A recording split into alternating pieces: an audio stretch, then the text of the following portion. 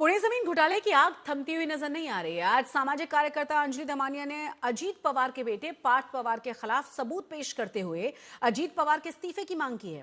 उन्होंने बहुत साफ कहा कि अजीत पवार कोई संत नहीं है। उन्होंने दावा यह भी किया कि अजीत पवार को जमीन घोटाले की पूरी जानकारी थी, लेकिन हैरानी की बात यह है कि सबूतों के बावजूद पार्थ पवार के खिलाफ अब तक एफआईआर दर्ज नहीं की गई।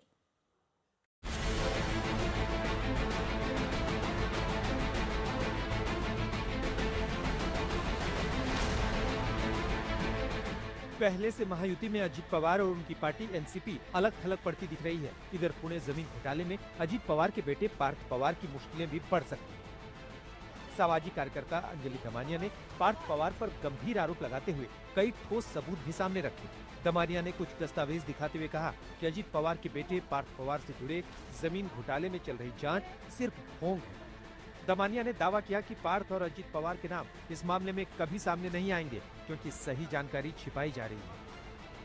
महाराष्ट्र के पुणे जिले में जो मुंडवा नाम की एक जगह है, जहां पर 1800 करोड़ की जमीन पार्थ पवार और उनकी जो कंपनी है एमेडिया एंटरप्राइजेज एलएलपी, इन्होंने जो लेने की कोशिश की, 1800 करोड़ की जमीन 300 करोड़ में लेने की कोशिश की, जिसमें स्टैम्प ड्यूटी में सिर्फ और सिर्फ 500 रुपए भरे गए।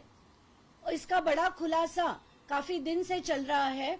उसमें हम आज सबसे बड़े खुलासे कर रहे हैं कि पार्थ पवार ये कहते हैं बार बार कि मेरा उससे कोई लेना देना नहीं, और दिग्विजय पाटिल को जो है आज उन्होंने उसमें गुनहगार बताया है। आज उसी की जो है इंक्वायरी चल रही है, शीतल तेजवानी की इंक्वायरी चल रही है। अंजलि दमानिया ने सबूत दिखाने का दावा करते हुए कहा कि अजीत पवार के पीए आरोपी शीतल तेजवानी के लगातार संपर्क में थे और पार्थ पवार ने खुद पावर ऑफ अटर्नी पर हस्ताक्षर किए थे, इसलिए वो अब अनजान होने का नाटक नहीं कर सकते। अभी हम सबसे बड़े खुलासे कर रहे हैं, जिसमें एक तो स्ट्रेट पार्थ पवार ने ये पावर ऑफ अटॉर्नी शीतल तेजवानी के तरफ से उनको 2021 में दी गई। इसके हर एक पेज पे पार्थ पवार के सिग्नेचर्स है। इतना ही नहीं, आखिरी पेज पे पार्थ पवार के फोटो के साथ, साइन के साथ, सारे डिटेल्स के साथ सब कुछ मौजूद है। ये रहा, जिसमें पार्थ पवार का फोटो है, उसके ऊपर स्टैम्प है, साइन है, और ये नोटराइज डॉक्यूमेंट है। अभी हम जो बार बार कहते थे कि पार्थ पवार ये अकेला नहीं कर सकता, इसमें अजीत पवार की उनको पूरी तरह से हेल्प थी, ये कैसे है ये हम आपको बताएंगे। ये सारे जो पेपर्स है, ये 3 अधिकारी है, जो 2 ओएसडी और 1 पीए अजीत पवार के सीधे सीधे थे।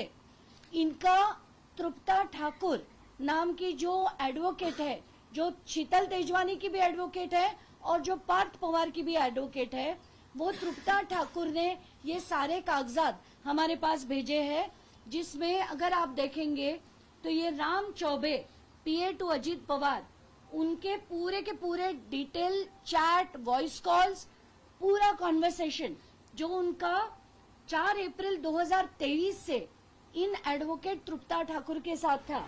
सोशल एक्टिविस्ट अंजलि दमानिया ने कहा कि अजीत पवार कोई संत नहीं है, उन्हें घोटाले के बारे में सब कुछ पता था।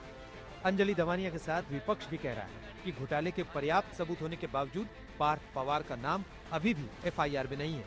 विपक्ष की मांग है कि अजीत पवार को नैतिक जिम्मेदारी लेते हुए तुरंत पद छोड़ देना चाहिए। सरकार जो है वो सरकार उनको बचा रही है। हमारे महाराष्ट्र के पुलिस का जो उनका टाइटल जो है, ब्रीद वाक्य जो है, वो सदर रक्षणार्थ और खल निग्रहणार्थ है, मगर वो खलत्व करने को ही बचा रहे हैं और सरकार ही उनको छुपा के रख रही है। और सरकार उसमें उनको बचाते हुए और कहीं से ऊपरी अदालत में जाकर स्टे लाने के लिए बेकरार है, मगर दूसरी तरफ कोर्ट के आदेश की अवहेलना भी वो कर रहे हैं। महाराष्ट्र में एक पार्थ पवार पैटर्न चल रहा है। वो क्या है? ये पार्थ पवार जी जो है वो अजीत पवार के लड़के हैं। उन्होंने पुणे में एक सरकारी जमीन को उन्होंने सीधा खरीद लिया था और उस पर जो एफआईआर दर्ज हुआ, तो उस एफआईआर में उनका नाम नहीं, उनको पूरी तरीके से बचाया जा रहा है। इससे पहले 3 दिसंबर को मुंडवा जमीन घोटाले में पहली गिरफ्तारी हुई थी। करोड़ों के जमीन घोटाले के मामले में मास्टरमाइंड के तौर पर सामने आई शीतल तेजवानी को पुणे पुलिस गिरफ्तार करने के साथ ही उससे पूछताछ भी कर चुकी है। दरअसल शीतल तेजवानी ने पार्थ पवार की कंपनी अमीडिया को गैर कानूनी तरीके से जमीन बेची थी, जिस पुणे घोटाले पर बवाल मचा है। अब उस पूरे विवाद को भी समझिए। पार्थ पवार की अमीडिया कंपनी को पुणे में 1800 करोड़ रुपए की अहम जमीन महज 300 करोड़ रुपए में मिली थी। पहले इस मामले में शीतल तेजवानी, दिग्विजय पाटिल और सस्पेंडेड डिप्टी रजिस्ट्रार रविंद्र तारू के खिलाफ केस दर्ज किया था। उसके बाद शीतल की गिरफ्तारी हुई थी। सभी आरोपियों पर स्टैंप ड्यूटी में धोखाधड़ी का आरोप है। जांच में सामने आया कि शीतल तेजवानी ने पार्थ पवार की मीडिया कंपनी से 300 करोड़ रुपए की जमीन के सौदे के लिए बिना कोई रिश्वत लिए सीधे खरीद फरोख्त की डीड पर साइन किए थे। शीतल तेजवानी की गिरफ्तारी के बाद कई और बड़े नामों पर गाज गिर सकती है, जिसमें महाराष्ट्र के कुछ नेता भी शामिल हो सकते हैं। ठाणे से विक्रांत चौहान के साथ विद्या और अभिजीत करंडे, मुंबई, आज तक।